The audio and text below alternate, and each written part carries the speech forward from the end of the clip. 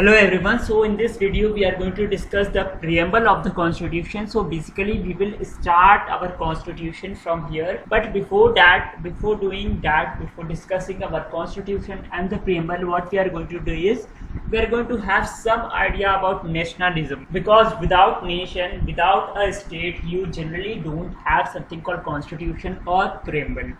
Okay, so you need to have a state first, a nation first, and then you are going to have a constitution or a preamble to that. But when you have monarchy, then the divine theory of kingship is used to legitimize the ruler, and he is in a way a despot who takes all the decision, what to do, what not to do. So we are going to understand, we have seen the French Revolution, American Revolution happening. So basically nationalism, the spirit of nationalism developed in Europe after the French Revolution. Now what is nationalism? Nationalism is association of people and loyalty of people towards a country, towards a nation, having common geographical area. Then there should be some population living together who have some shared common history, or there should be a common culture. So when nationalism will develop, the loyalty which was towards a king, queen or the crown will now shift towards what? Towards that territory, that land. Nations were personified to make the idea of nationalism popular among the masses. So the first personification which will happen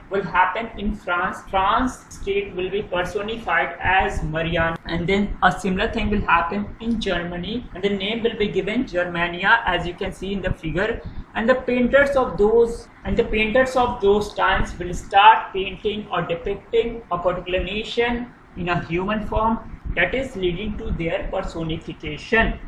And then we had Britannia, the concept of Britannia, that is the motherland. A similar concept was used by Bankim Chattopadhyay in his famous novel, which was Anand Math. In Anand Math, he talks about Bharat Mata. And Abanindranath Tagore is the person or the artist who basically created the image of Bharat Mata for the first time, as you can see in the figure. And that made nationalism so popular that today also we use this term Bharat Mata. Now come to this. When ideas take root in a society, things change. Ideas lead to ideology, to policies, to action. And art and literature permeates these ideas among the masses. So the spirit of nationalism took birth in India through Anand Math, which showed India as a deity being chained by the Britishers, and that created an imagery which inspired a lot of revolutionaries, and that is why the Britishers will ban this particular book. That will inspire Abanindranath Tagore to paint Bharat Mata painting, and that Bharat Mata will become somewhat tangible. Now people can relate and see Bharat Mata. A similar thing and similar idea of nationalism was spread by Bal Gangadhar Tilak when he says Swaraj is my birthright and I will have it. And he basically propounded his ideas through two newspapers and two festivals. The newspapers were Maratha and Kesari. Maratha was not in Marathi but in English, and Kesari was in Marathi. And then two of the festivals were Shivaji festival and Ganapati festival. These are important. And then you have Pather Dabi by Sarachand Chattopadhyay. So Pather Dabi has a character of Sabyasachi. So it is said that Surya Sen of Chittagong was inspired from that character of Sabyasachi. So many revolutionaries were inspired by novels like Devi Chaudrani. That was also written by Bankim Chandra Chattopadhyay. He wanted the ladies, the women of India should also take part in the national movement. That is why he wrote Devi Chaudrani, which is equally inspirational novel. And then you have Subramanian Bharti in the south, in Tamil Nadu. He will come up with a lot of poetry which will inspire people towards nationalism. So the spirit of nationalism will be spread or permeated among the masses by these individuals. When the nationalism spirit will be spread, then the divine theory of kingship will wither away, and the new leaders will come to the fore. The leaders of the masses, like Gandhi, like Patel, like Subhash Chandra Bose. So they will come to the fore, and after that when you will gain the independence, then there will be a social contract written, and that social contract will be our constitution, and that was drafted by B.R. Ambedkar and a lot of other people. So we are going to discuss that in some detail later. So our constitution is our social contract with the state. It is the supreme law of land which defines the functions of three organs of the state, that is the legislature, the executive and the judiciary. So basically it defines how India as a country, as a nation is going to be ruled, what will be the principal organs of that government, and what will be the functions of those principal organs and how they will be checked and balanced, and what will be the relationship between the state and the citizen. So each and everything, what are the fundamental rights of individual or the citizen of this country,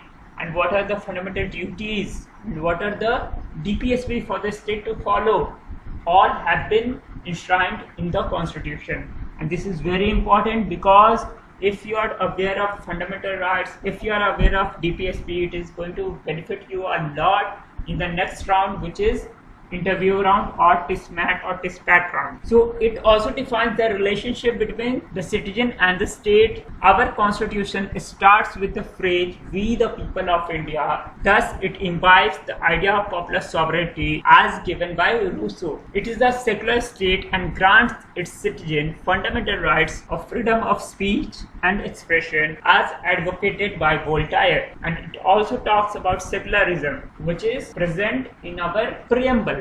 Okay, and these ideas were given by Voltaire, and moreover it follows separation of power as put forward by Montesquieu. We have three bodies, the legislature, the executive and the judiciary, controlling each other and having separate powers. So some of the ideas of French Revolution and some of the ideas of American Revolution have inspired Indian Constitution, and some of the ideas of Russian Revolution as well. So you can see the map of France is given, the map of USA is given, and the red flag you can say is the map of USSR. So liberty, equality, fraternity, which is present in our preamble, is idea taken from French Revolution. Then the idea of popular sovereignty. This particular idea is enshrined in the fact that our constitution, our preamble starts with the phrase, "We the people." So the people are sovereign here. Then constitutionalism.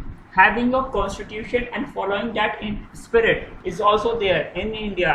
That has been taken from French Revolution. And then we are a secular state. And then republic also, the France state became republic for some time under Robespierre. And then what happened? Then ultimately Napoleon Bonaparte will come. So that is a different thing. And then there was some talk about rights of man. Although our fundamental rights have been derived from Bill of Rights of USA. Now let us come to USA. From USA, we can have the first idea is democracy. So USA is the oldest democracy, oldest Janatantra here, where Jana means tribe, Jana means people. Then constitution, it is oldest written constitution. So we have also a written constitution. Then it is a secular republic. We are also a secular republic. What is the meaning of republic? That the head of state, the first citizen of India, is an elected representative. And then separation of power. We have three bodies and powers are separated there. So USA and India has one minute difference in separation of power. USA has complete separation of power, but India has some balance and checks there. Some overlap we can say. Then Bill of Rights. Bill of Rights is nothing but fundamental rights present in the USA Constitution. The same has been taken to the Indian Constitution in the form of fundamental rights. And the ideas from Russian Revolution were justice and socialist state, where socialism means what? Democratic socialism.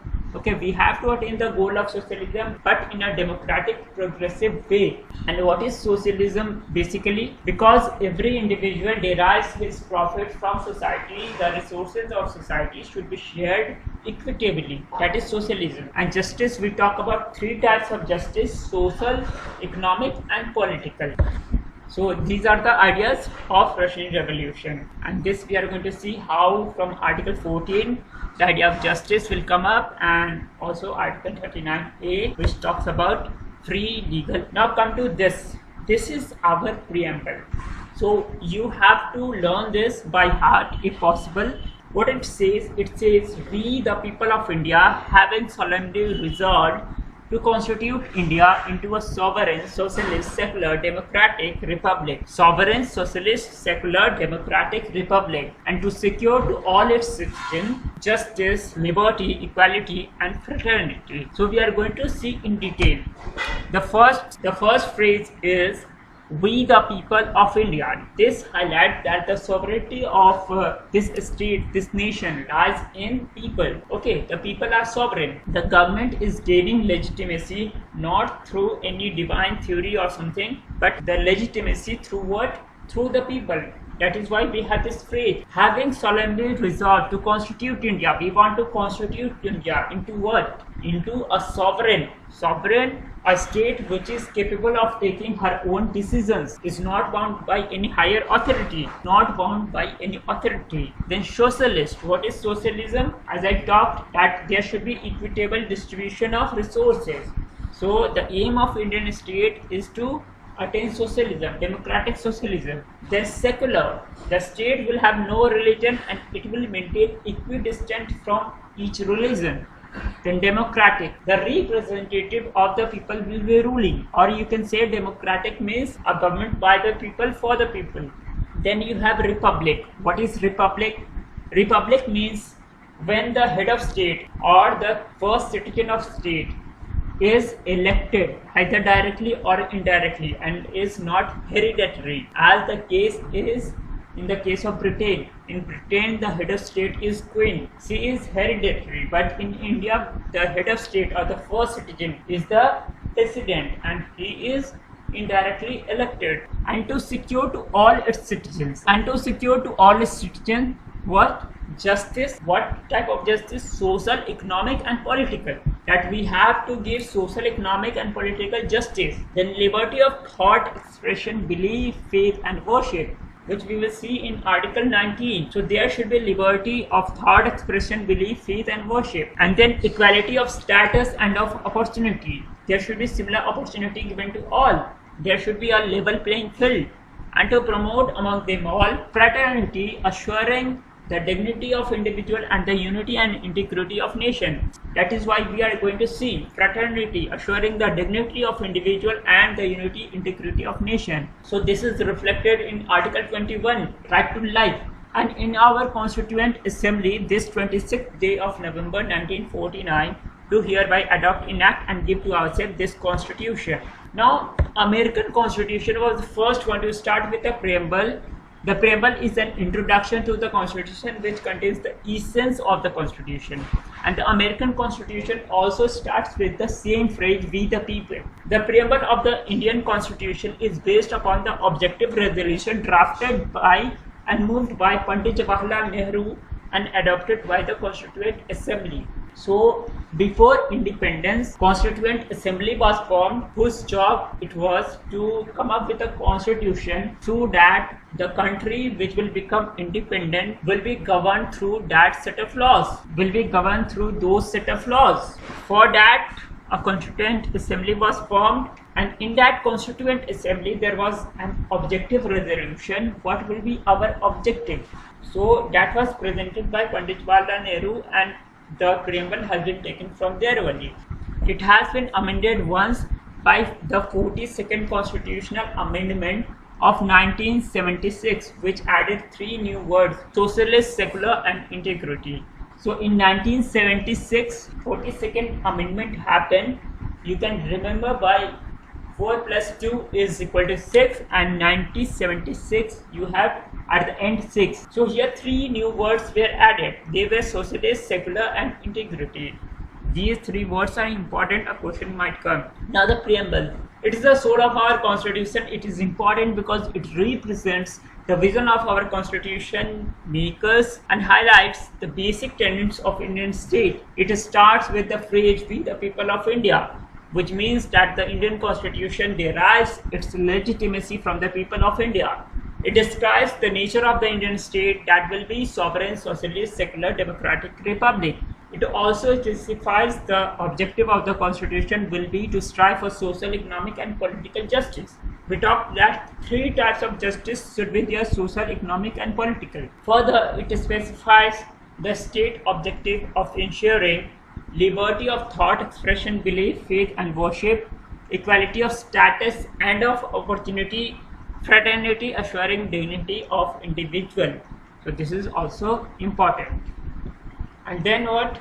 It also describes the aim of the state will be to assure the unity and integrity of nation. Lastly, it describes the day of adoption and enactment of the Constitution, which is 26th November 1949, which is also called Constitutional Day. The Supreme Court earlier in Beru Bari Union case in 1960 said that preamble is not a part of Constitution, but it can be used as a guiding principle if a term in any article of the Constitution is ambiguous or has more than one meaning. In the Keshwanan Bharti case, which happened in 1972, okay, and this particular case is very important. It happened on exact date of 24th April 1972, the day Sachin was born. So this particular case had the highest number of judges in the bench, that was 13. So they gave a verdict where they said the preamble is an integral part of Constitution and can be amended. Okay, so it said it is an integral part of Constitution. So the Keshwanan Bharti judgment is important for various things. First one is that it said the Constitution, that it said the preamble is an integral part of the Constitution. The second one is it gave the idea of basic structure of the Constitution. Okay, this is equally. Now the state and the citizen. What is the relationship between the state and the citizen? So that we are going to see in the in Article 1. It is written India, that is Bharat, will be an union of states. So official name of India is two, basically India as well as Bharat. Bharat is also official name, and Bharat is the name which has its origin in the Vedic times, whereas India is the name which is a name given by the foreigners. Basically, India has a constitutional supremacy. This might look simple, but this is very important. Countries like Britain has parliamentary supremacy. Whatever the parliament of that country will do, that will be supreme. But India has constitutional supremacy. Parliament is not free to legislate on any topic, any matter. They are guided by the guidelines of Constitution. They have to follow the Constitution. Suppose they are doing something which is not in accordance with the Constitution, the Supreme Court through judicial review can term that particular thing null and void. Then India is a federal state. What does it mean? India has government at two levels. USA also has government at two levels. They have 50 states. India has these many states, as you can see in the. So USA is also a federal state. They have government at the center as well as in the state. India has CM and then PM. Okay, two levels of government are there. That is why it is called federal, and the responsibility of those government are demarcated in the 7th schedule of the Constitution. That this falls under union list, this falls under state list, and some of the topics are in the concurrent list. So that nature of government is called a federal government. So although India is divided into so many states, but India has a single citizenship. In USA you have citizenship of a particular state, but in India you have citizenship just of a country. You are not a citizen of a particular state like Bihar or Kerala or Karnataka. Okay. Then parliamentary system. India do have a parliamentary system, but that parliamentary system is not supreme. So what do you mean by parliamentary system? It means that the government will be a responsible government. Whatever the executive will do, they will have to give answers to the legislature, that is the parliament. So you can say that the representative of the people sits in the parliament and the executive are responsible to those representatives. And then you have universal suffrage. What is that? Universal suffrage means nothing but every adult in India has a right to vote. They elect the government every 5 years, both at the state, also at the center. Then what are the three fundamental organs of the Indian Constitution? Now what are the three fundamental organs of the Indian states?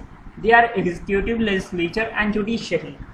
Now, what forms the part of executive? So many students get confused here. So the president basically is a part of legislature as well as executive. All executive orders have sign of the president. Okay, so president is the part of executive. Similarly, vice president, he is also part of the executive. And then comes council of minister headed by the prime minister. So de facto you can say that prime minister is the head, but the real head is the president. And then you have attorney general, so many people also get confused here whether he is part of executive or not. And the present attorney general is K.K. Venugopal. This is also equally important. And the legislature, in that there are three bodies: the Lok Sabha, the Rajya Sabha, and the president. And the main objective, main work of legislature is to frame rules or laws or acts. Whenever a bill is placed in any of the house of the parliament, it is passed there. Suppose, for example, Lok Sabha, the bill will be passed in the Lok Sabha, and then the bill will go to the Rajya Sabha, there it will be passed, and then finally it will go to the president. When the president will give assent to the bill, that bill will become act. A bill, that is a proposed law, will become an act, that is the law of the land, only when it will be passed through the three organs of the legislature, the Lok Sabha, Rajya Sabha, and the president. Then you have judiciary. It is integrated judiciary, that is the same set of rules are followed in each state. There is no separate rule as such, the way we have in USA. At the apex we have the Supreme Court. Then we have the High Court. We have altogether 25 High Courts, and the last High Court was Amravati High Court. And the High Court of Andaman and Nicobar is located at Kolkata High Court. Okay, this is also equally important. Many might get confused that it is located at Chennai, that is, or Madras High Court. It is not. Then below that we have subordinate courts. Now come to Indian citizenship. One can acquire Indian citizenship by birth, that is, if you are born in India, you are automatically the citizen of India.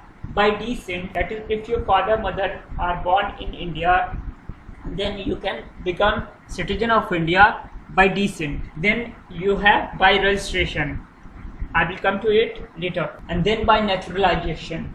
So basically in naturalization, the previous rule was that you have to stay in India for 12 continuous years and then you can become a naturalized citizen of India.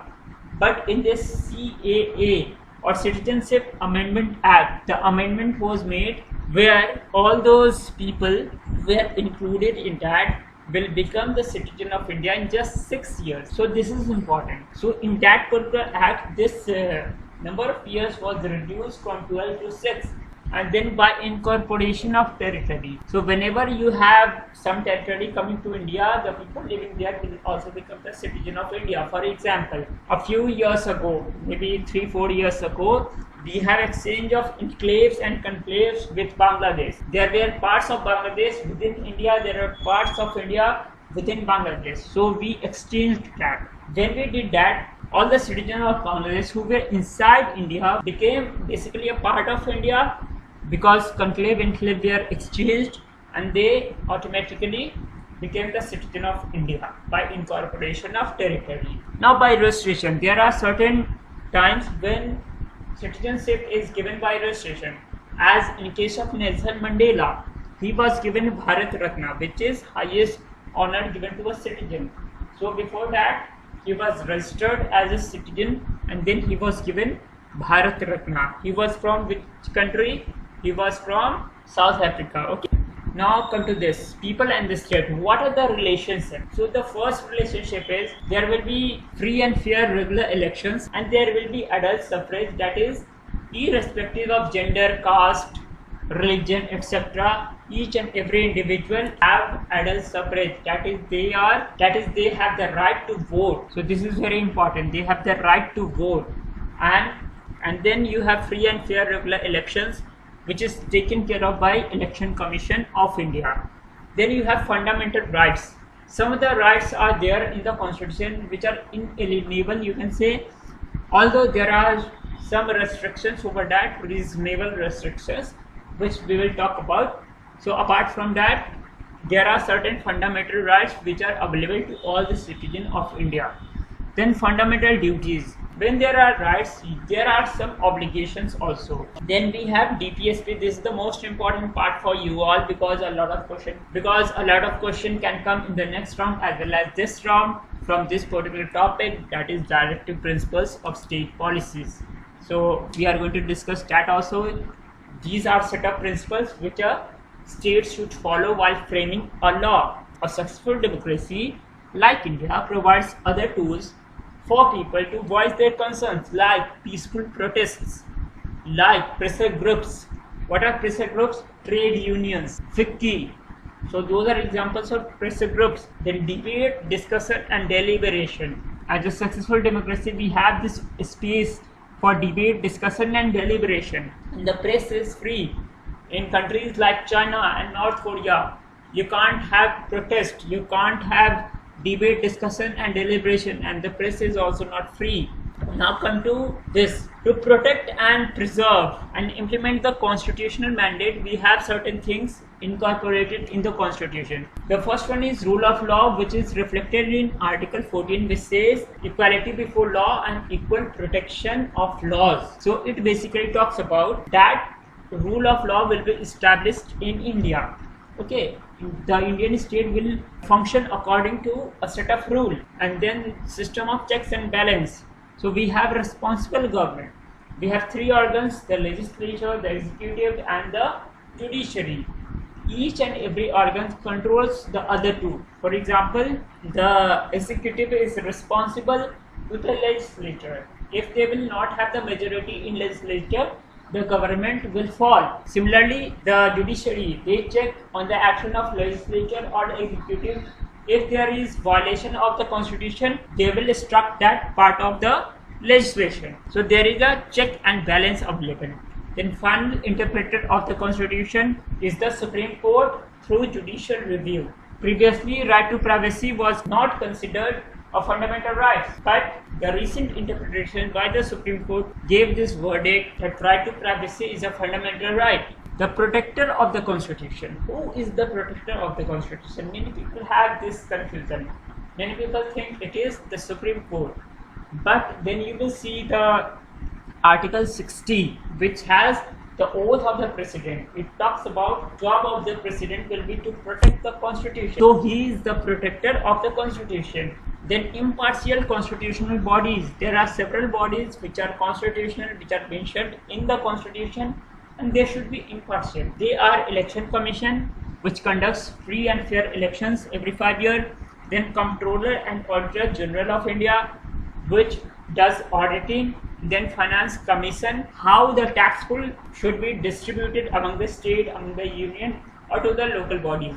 It comes about formula for that. Then you have UPSC and SPSC, State Public Service Commission. They select talented individuals for the leadership and policy making roles. Okay, so these bodies should be independent, then only the mandate of the constitution can be executed in proper way. So in our next video, we are going to discuss about fundamental rights. So this was all for today. Thank you. Thanks for watching.